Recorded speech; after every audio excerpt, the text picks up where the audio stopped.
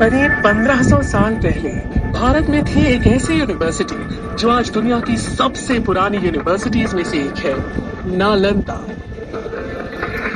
नालंदा शब्द 3 शब्दों से बना है, ना प्लस आलम प्लस ता। इसका मतलब है एक ऐसा उपहार जिसकी कोई सीमा ना हो। वाकई जैसा नाम वैसा काम। इस यूनिवर्सिटी में ज्ञान का भंडार था। यहाँ सिर्फ धार्मिक ग्रंथ ही नहीं बल्कि लिटरेचर, थियोलॉजी, लॉजिक, मेडिसिन और फिलोसफी जैसे कई सब्जेक्ट्स पढ़ाए जाते थे।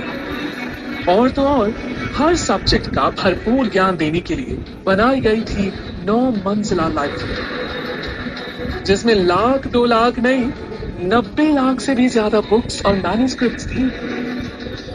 ये यूनिवर्सिटी 700 साल तक दुनिया को सीख लेती रही, लेकिन नालंदा ने कई बार हमलों की मार को भी झेला।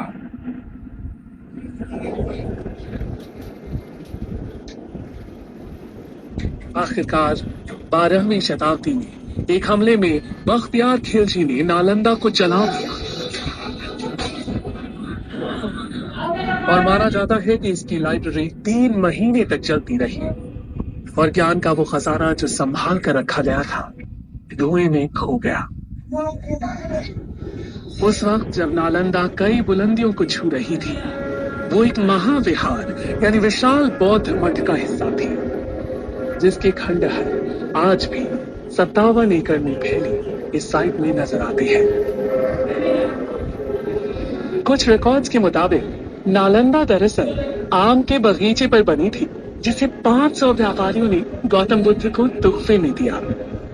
पर आर्कियोलॉजी के हिसाब से नालंदा को 5th सेंचुरी बीसी में गुप्त काल में बनाया गया था।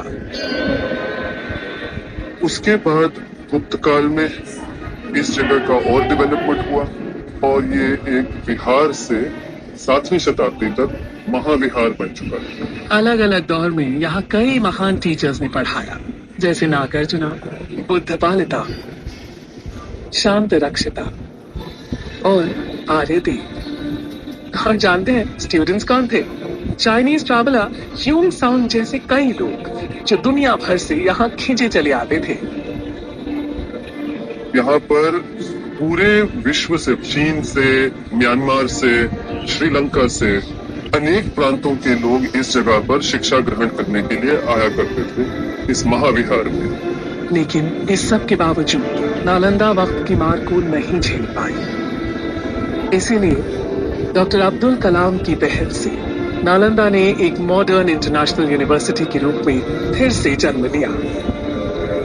नालंदा जैसी यूनिवर्सिटी इस बात का सबूत है कि भारत का ज्ञान सदियों से दुनिया को रोशन कर रहा है।